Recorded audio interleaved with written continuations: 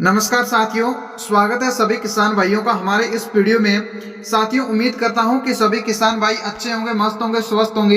तो साथियों, आज के इस वीडियो में हम बात करने वाले हैं खराब फसल मुआवजा 2026 के अंदर राजस्थान फसल मुआवजा 34,000 रुपये आपके खाते में।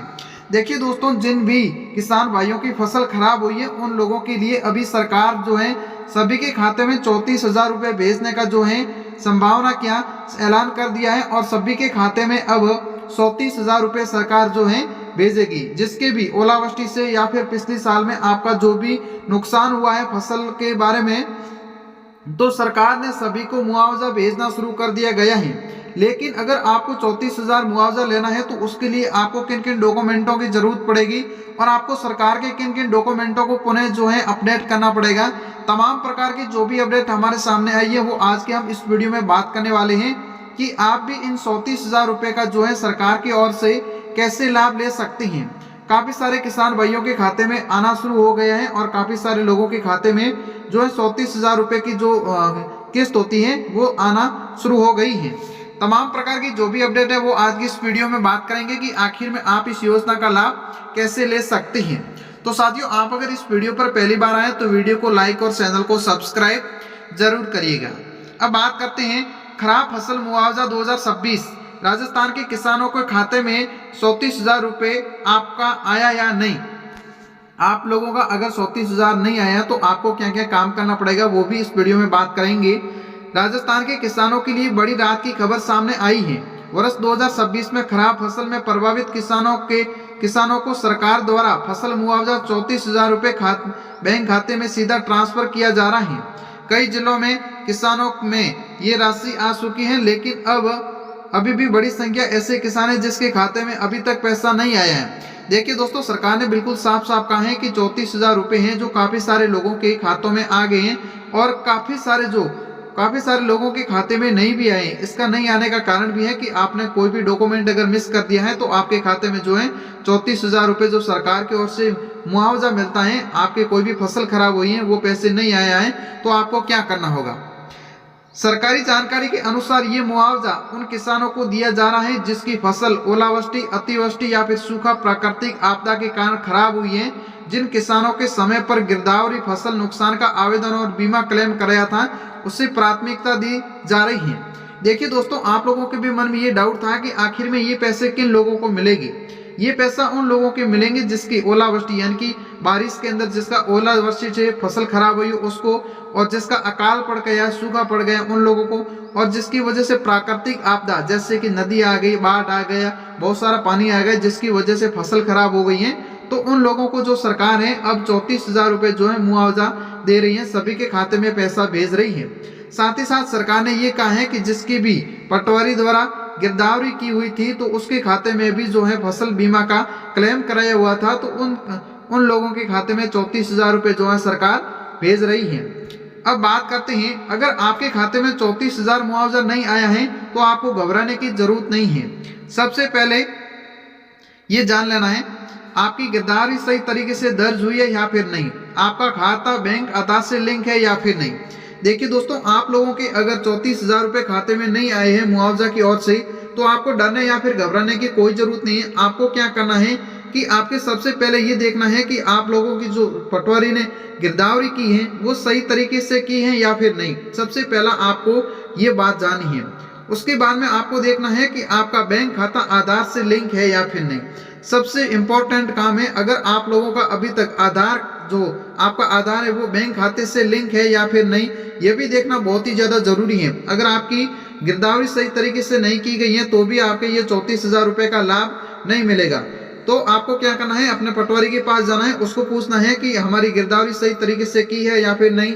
ये कंप्लीट होने के बाद में आपको अपने जो भी जिस बैंक में भी खाता है उस बैंक से आपका आधार कार्ड लिंक होना बहुत ही ज़्यादा जरूरी है, क्योंकि सरकार यही चाहती है कि कोई सरकार की ओर से लाभ आता है तो आपके जो है मोबाइल पर SMS आ जाता है, ताकि काफ़ी सारे लोगों को सूचित हो जाएगा कि हमारे बैंक में जो है पैसे आ गए हैं।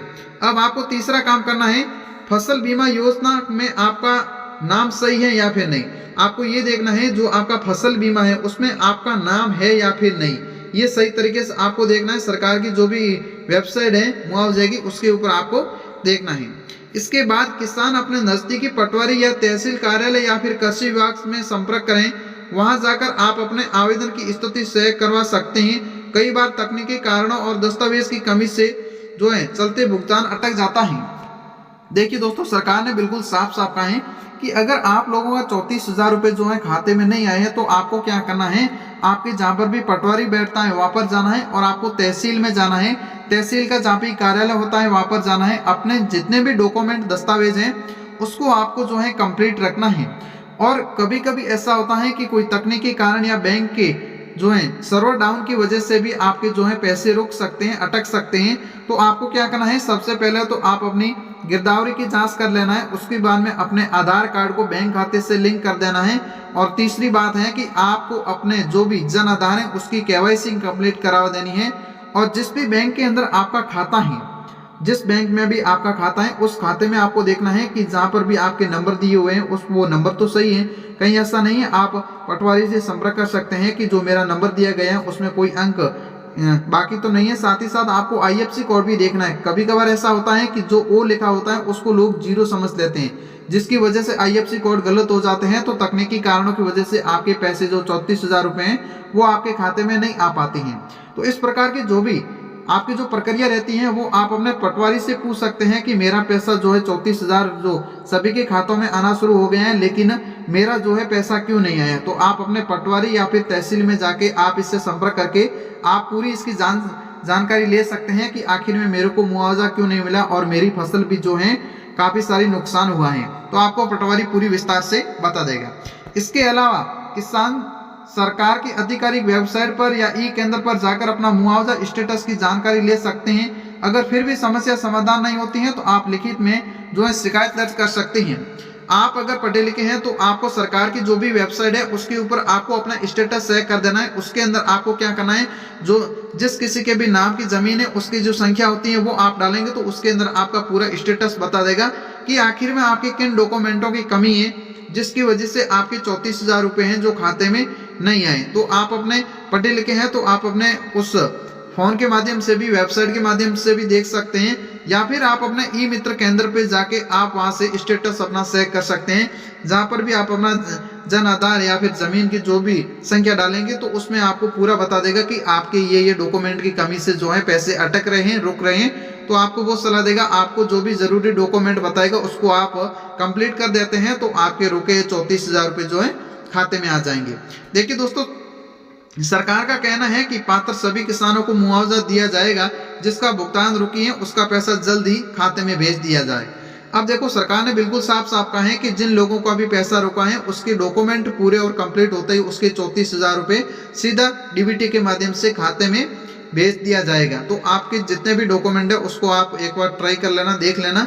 आपके डॉक्यूमेंट तो अधूरे नहीं, आप अपने जो भी मुआवजा गए वहां पर आप स्टेटस देख सकते हैं। उसके बाद में आपको तमाम प्रकार की जो भी दिक्कत है उसको बता देगा। देखिए दोस्तों, कोई भी सरकार की ओर से अपडेट आता है तो सबसे पहले हम इस चैनल पर आप लोगों को वीडियो के माध्यम से बताने या फिर समझाने की कोशिश करते हैं। तो आप इस चैनल को सब्सक्राइब जरूर करिएगा। जय हिंद, वंदे मातरम साथियों।